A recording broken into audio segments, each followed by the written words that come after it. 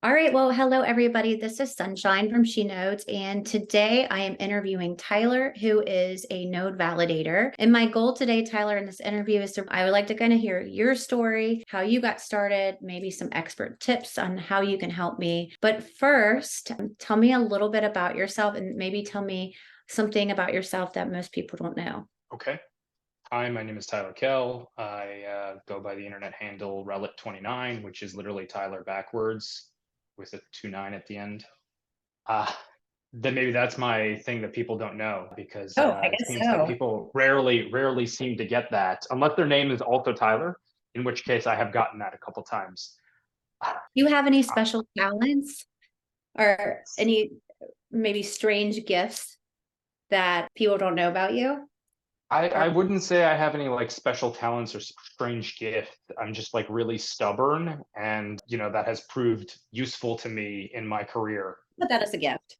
You know what I mean? Just like being able to like power through things and full of willpower. And so that has been useful to me in my career. I forget the rest of the question because I was so fixated Yeah, on just what was unique. give me a little bit of background about you and kind of how you got started. My current role is actually as a smart contract engineer. So I write Solidity smart contracts for Okay. a living. I work for a company called Upshot. They do NFT analytics, appraisals, and related things in the NFT space.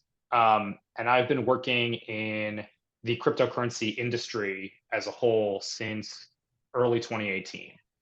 I got into that through a friend who was a postdoc at Cornell University in their like cryptocurrency PhD students lab, like a distributed systems lab. And they were looking to hire a research engineer at the time. And so that was like my first introduction to crypto. Um, I was like I was sort of burning out of information security. My background prior to that had been in penetration testing and ethical hacking and those kind of things. And I felt like a bit of a cog in the wheel in that industry and had burned out quite hard. And so I was turning to my buddy who was working in crypto at the time and was like, hey, do you have any like projects or anything I can do to just sort of get up to speed? I'm a computer science background by nature, so I'm talking about like coding stuff.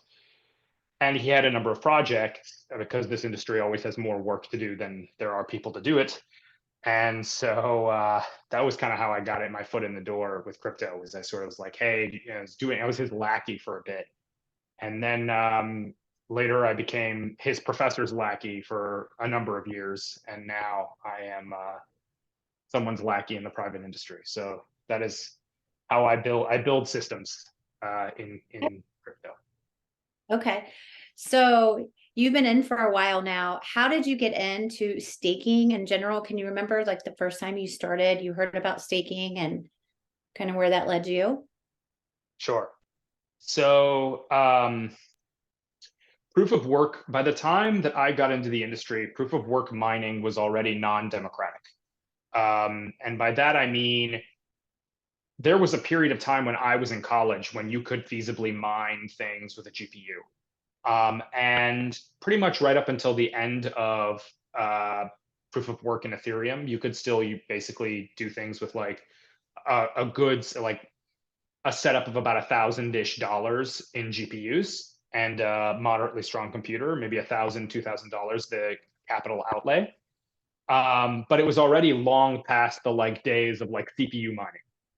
And so my interest in staking was kind of an interest in sort of the sense of like professional development. I felt that it would be that I should stake so that I am staying on the sort of cutting edge of what's going on in the Ethereum ecosystem specifically.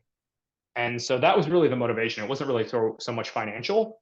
Um, and like, obviously, I have like financial interest is great, but like that wasn't really the motivation so much. I would also say that some of my motivation was altruistic. Like I actually do think that a good chunk of the people out there who are validating transactions today are actually altruistically motivated. So the way that I came to staking was kind of like, so in, I think it was November of 2020 or 2021. I don't remember. It was it was in the winter or the fall. There was that big day when the switch to proof of work happened. And I was running an archive node. I was running Aragon already on the proof of work side of things for multiple reasons. Some professional, like it's useful to it's just useful to have access to that kind of data. If you're like writing smart contracts or if you're like interested in doing on-chain analytics. And so I remember when we switched over, and I remember like staring at my Aragon node and watching the little panda pop over. And then it was about 6-ish months from that point where I was like, okay, things are proof of stake now. It's kind of easier. You don't have to have special computers that are very loud and burning electricity. I should probably get into this. I should probably like go do this just so that I can say I can do it, especially since I already have like the Aragon node running. It's not that much more to get up to a staking setup. I had a couple friends that were already staking, and I was like, all right, I'm gonna probably start staking soon. And one of my buddies was like, you should stake with Rocketpool. It'll make you more money. I was like, well, I like money. And that was kind of how I got down the Rocketpool into Rocketpool as a topic of interest for me. Got it. So you did a little proof of work mining prior. Is that correct? I have run like Bitcoin mining nodes like for like 5 minutes, and it is a very different experience compared to staking on Ethereum. Absolutely. Yeah, I also mined Dogecoin in the first week of its existence. That was a good time. Yeah. So it sounds like, you're in it for the innovation. So it's one of those things you don't have to ask permission. You can just go and say, I'm going to try this out and see if I like this or want to do this, and participate in this system and continue. And so it sounds like you were kind of just looking at different projects and deciding which one you wanted to get into. And proof of stake, the way I look at it, it really opens it up to people like myself that are not technical, especially when there's, stuff that's already there, like the DApp node that you can just really like plug and play, which makes it really easy. And then just really just understanding how it works, it just makes it a lot easier. I agree with that. I think that it is very important to democratize access to transaction ordering. And this is a problem, like this is one of the fundamental problems of Bitcoin, Litecoin, et cetera. The original sort of premise of peer-to-peer electronic cash as envisioned by Satoshi, for example, is permissionless. And what we've found in the past 10 to 15 years in practice is that, because of the economic constraints associated with, and economic and technical associated with operating proof of work mining, the ability to become not a validator, but a creator of blocks has sort of gone away for the common man or woman. And so one of the great, I think, advancements in proof of stake is reducing that barrier. And it may not have completely fixed that barrier. It's still quite economically, I would say it's economically difficult to run a proof of stake validator.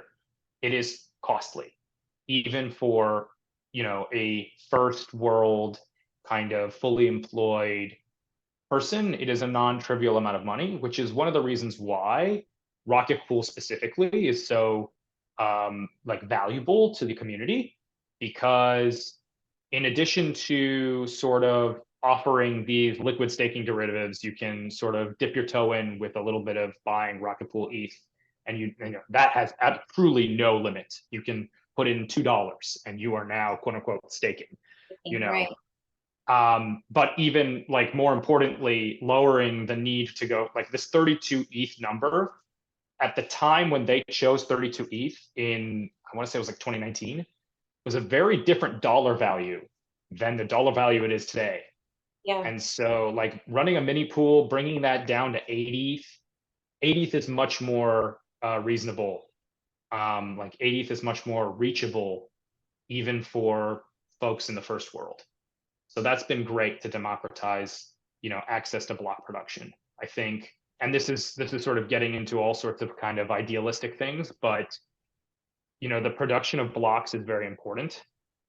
And so like spreading out that, like distributing that responsibility amongst many people around the world is good, is a global net good for the whole world. Yeah, it's like strengthening all the different nodes. It's actually strengthening the security of Ethereum and their network. So yeah, you as a solo staker, you need the 32 Ethereum, which is very unreachable for many, unreachable for myself even. So to have this opportunity to, now Rocketpool just started, was it in April of this year that they went down to the 8 ETH? Is that correct? It was something like that, April, May, something like that. Yeah. And then the 20%, I believe, for the liquid staking, the RETH or whatever, or the RPL.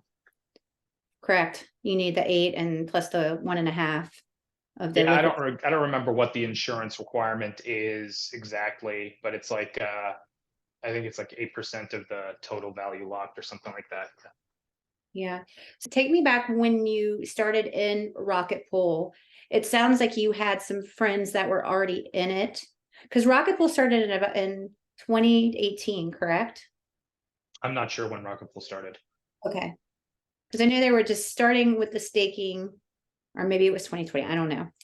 So how did your friends kind of convince you into the protocol? Is it something that they helped you with? Because obviously you have this background, so it probably was not that difficult, especially if you were already doing the proof of work consensus. But do you remember back to say, this is so much easier, or did you feel like it was a struggle with going from proof of work to proof of stake?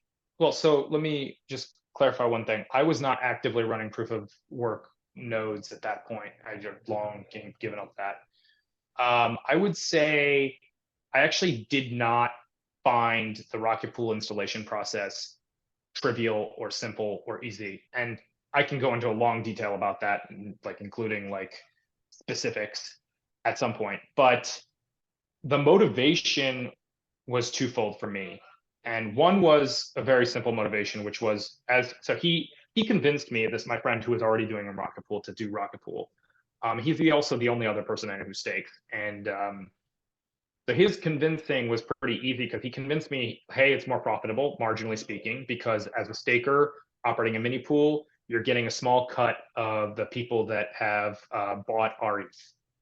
So it's only going to be ever more money for you. It can never be less money because, you wouldn't have gotten, like, you'll put up some amount of ETH and someone will match you, and you will get to take a cut of the people who matched you. So if you wanted to put up 32 ETH anyway, you could still do 16 ETH mini pools, and you just get to keep other people's, like a service fee for operating a node for these other people. Very convincing. Love money. The other attractive thing, quality of Rocketpool is, as I mentioned, this smaller like amount of money to have to put up. I do have more than 32 ETH. I could, in theory, have staked 32 ETH, but it is kind of terrifying to put up that much money into a protocol. And so it was much at the time. This was pre the 8 ETH Atlas upgrade. But putting up 16 ETH was much more stomachable. It was less terrifying in that sense. Mm-hmm. And so those were really the motivations for me to go to Rocketpool rather than just running, just flipping a couple switches on Aragon and installing, a validator client. Mm-hmm. Right. And when did you start staking with Rocketpool? March of this year. March of this year. Okay. Yeah. Did you think that when the Shanghai upgrade came, I think it came in April, that once it unlocked that was going to be an issue, and that the value of ETH was going to go down, and that you would possibly lose some value? Did you have any thought of that? Do you remember? Yeah, I remember that very well. There was like a Curious. lot of speculation. Yeah. I was just on curious what your Twitter. thoughts were before and then after. Yeah, I mean, again, my motivation for these things is like you stated earlier, is like very sort of intellectual and kind of like keeping abreast of the times. Yeah. Right? Like financial motivation is not really there. And I knew that I was going to have that amount of ether anyway. Like I knew I was going to ride that dip and bump either way. So I was kind of like, whatever. Right. But I do remember like a couple of different theses. Like a lot of people said, "Oh, ETH is gonna go down because all the people who have locked their staked Ether are gonna now withdraw and sell all of their money." And then a bunch of other people like, "No, no, no. All of these institutions are waiting for staking withdrawals to go live so they can join. It's gonna cause a huge rise in the price of ETH." So there was a lot of speculation, and I guess in the end it kind of stayed flat, is my Yeah. memory. Yeah. So I don't worry too much about these things. I just like try and focus on like what is the tech and being new to things and being early to things. Yeah. And that will pay pretty good dividends in my experience.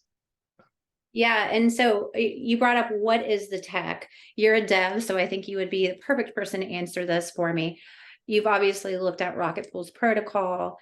And so, when somebody is wanting to invest in, and be a node validator, not 32 as a solo staker, obviously from a risk analysis, that would be the best because you don't have an active chain and the protocol in between there. When you look at Rocketpool's protocol, what do you think the risk is between there and the just directly on the beacon chain? So, And please Ro- break this down for me because I'm not a dev. So you're gonna have to just put this in simplest forms for me. If I say, what is the risk? If you could speculate if something could happen, what is the risk in their protocol of maybe sure. a bug or something that gets through? Yeah, I mean, I think there are a number of risks. When you think of this, what you're asking me to do right now is threat modeling. Like this, like here is an architecture, model the risks that approach that architecture. What are the things that could happen to the building to cause it to fall? Rocket Pool is an intermediary layer between yourself and the beacon chain in some sense. There is smart contract risk. There is just validator client risk and sources of software. There's I would say that those are the two big ones. There's some economic risk involved with the RPL token and the insurance pool that exists in that RPL token. There's economic risk and smart contract risk in the sort of wrapped Ether liquid staking derivative token, REF, I believe it's called. So Yeah. I would say, like, when I think about what are the things that Rocket Pool adds on top of native Ethereum in terms of risk, I would say those are the big ones. Is this sort of like the smart contracts that are operating the mini pool, this sort of like mini pool depositing contract, the like withdrawal contract that operates on the mini pool and like pulls the money out. The sort of Rocket Pool service software is a component, a block that could break. And then the economic risks associated with the RPL token that is used as an insurance for the protocol in general. And If it loses its very pet. minute. Yeah, if it depegs, that would be economic risk. And then the wrapped RETH, wrapped Ether, that smart contract risk. Those are the sort of the pillars that could be that you add on top when you choose to work with Rocket Pool. Sure. And that could be any protocol. What things do you think that they have in place? Obviously, you feel safe in their protocol and you've evaluated their risk. What things that do they have in place that make you feel safe for you to be a Rocket Pool node validator? I would say the biggest, I don't want to say limiting factor, but the biggest sort of like safety brake lever on the car is this ability to run your own nodes, right? Like, so I don't run the Docker containers for my Rocket Pool node. Like, I run Aragon on bare metal, and I have configured my Rocket Pool service to talk to that bare metal instance of Aragon. And so the like actual software I'm running in practice is like basically the same as what I would have run had I not used Rocket Pool. I have not audited the Rocket Pool smart contracts. I haven't audited the Rocket Pool service software. You know, I think at a certain point, you have to choose to trust people. You're running this, we're having this video conference on software written by other people. You drive in cars, you eat at restaurants operated by other people. And if at a certain point, you have to choose to trust those people. And so, you know, this kind of world where I live in constant fear of like other people doing bad things to me. Like, I think in practice, like people think adversarial in this space, and that's healthy and good to some extent. But I also think like you can take it too far. And so I don't think, for example, that the people that work at Rocket Pool are malicious, that they will write software that is malicious with the intent to steal my money. Right. That's just not something I think is reasonable. So then you have to think about like, are they going to write broken code? Are they going to, is their code going to have a critical bug? And if their code has a critical bug, what will happen to your money? And the reality is, by the time that money is in the beacon chain, like you have your validator keys, you have all of the software, and if you're willing to trust Peter Zilyagi, the head of the like Go Ethereum software like project with your money, I don't see why you should not trust, I don't know, Steve who works at Rocket Pool. That's a good point. You're still trusting people. Yeah. Right. So that's how I feel about it. Okay. All right. So as somebody that's getting started, keep in mind that I'm not a super technical person, but I'm just very determined to learn it. What advice do you have for me getting ready to, start my testnet up, just kind of learn before I get started and get running as a node validator? I don't necessarily think it would be a bad thing to read some books. You know, I think for a long, long time, and I actually don't have a book off the top of my head, which is a shame. I should.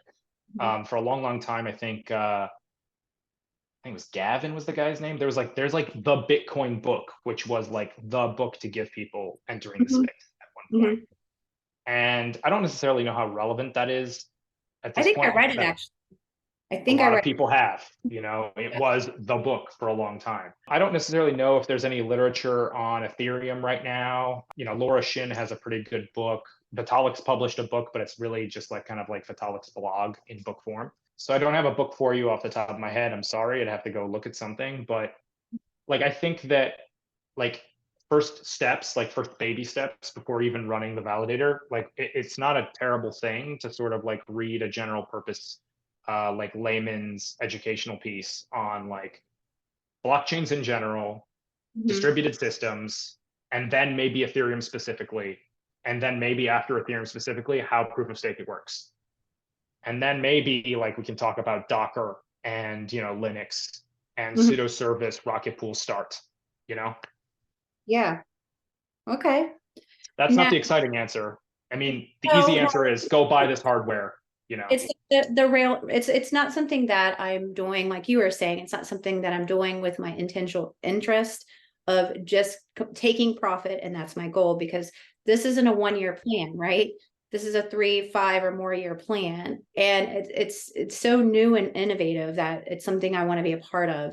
And so I don't want to blindly go in and, like you said, I think you just have to understand what the risk is and be okay with it, but also be smart about it and know what you're doing. So I do. I think that's really good advice to just, sometimes it's easy just to start with the basics, or no, it's not easy, but sometimes it's best just to start with the basics. So, those building blocks so you can continue to grow from the bottom up. So that makes sense. What would you say are some good resources that you use when you're in trouble or you've had issues? With Rocket Pool, like running Rocket Pool specifically, or more broadly, or with running specifically? So I would say 3 things. One of which is kind of maybe not applicable to everybody, but if you got a friend, give them a ring.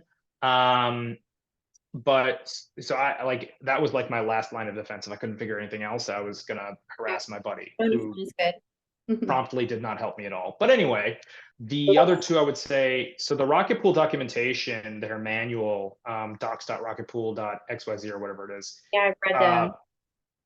Yep, that is, I mean, look, it's they have a kind of a difficult job because on the one hand, they want to talk to you, and on the other hand, they also want to talk to me. And so that document is trying to talk to both of us at Yeah. different levels and like still make sense, Yeah. which is kind of, Fair. I feel bad for them on that. They are doing an educational university. They're creating one. I don't know if you know that. That's great. I think that will help. I think also these like I was going to say this, but I forgot. These like one-click, I think we should call it DApp or something. There's a product you can use now. DApp node, is that a thing? Yeah, you just like, boom. Yeah. Yeah. They're great. And like, I think people have a lot of excitement, you know what I mean? And so you don't want to like lose that excitement in just reading the books. Like, like if you, the first thing you go like, oh, I want to ride bicycles. And the first someone says to you, okay, first you have to read 5 books about bicycles for 3 months. I'll see you in 3 months. Like, that's not fun. Yeah. So, you know, if that's what you got to do to get started, great. You know, if your contribution to staking is buying our ETH, great. Like, you are, what's the opposite of being a part of the problem? You're being a part of the solution. Congrats, you know? Like, Yeah. So yeah, docs.xyz Rocketpool, the docs page, I think is obviously like the first place. The second line of defense is the support channel in their Discord server. I'm not gonna lie, haven't had a lot of like responses to my questions. But I will say that they are very active in there and they are trying to answer people's questions.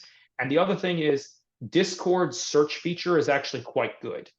To do advanced searches is like pretty easy in Discord. Oh, okay. So a lot of the times, like if I have a specific error that comes up as part of the installation process, it's pretty easy to copy that error, delete like a couple things to try and make it more generic, the same way you would do that with errors on Google, and search in their Discord server. And you will find people more likely than not who have had the same error as you. Oh, okay. That's a good tip. Yeah, so that I did. Didn't solve my problems, but it did give me some contextual information that eventually got me to solve my problems. So that, and of course, Google. Google is great. I love Dr. Google. I use it all the time. Just curious, how many hours out of your week are you spending with your validator updates, whatever you need to do? What's the average amount of time? Now, some people I've talked to said, I don't need to spend this much time, but I really enjoy it, so I spend more. So I guess tell me what the average time is, and then somebody that was a minimalist, what the average time would be. So I am a minimalist because I don't care at all. And so what I find is that I neglect my node and then end up having to do a bunch of work for hours on end. So it'll be like nothing for a month and then like a weekend and then nothing for like 2 more months, which is like maybe not the best because maybe I should be doing more regular maintenance. But I would say on average, I would say maybe 3-ish hours a month total. 3 hours a month? Maintaining it, I'd say, yeah. Wow. That's to maintain.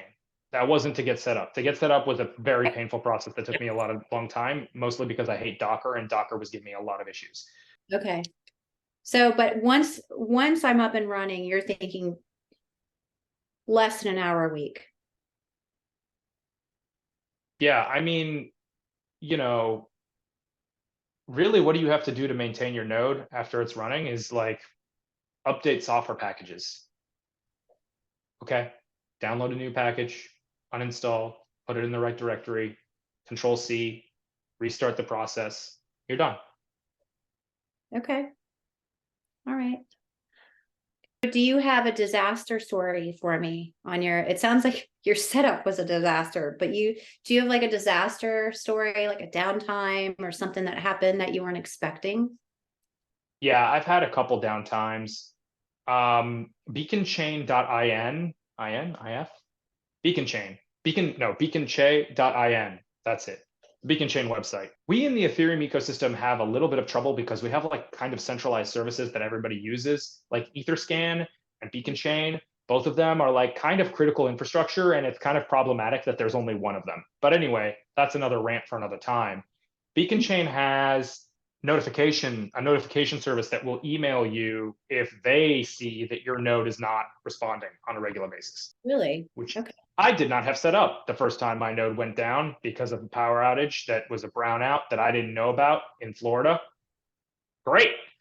So I was down for like 24-ish, 25 hours, just because I didn't even know my node was down because the computer had rebooted.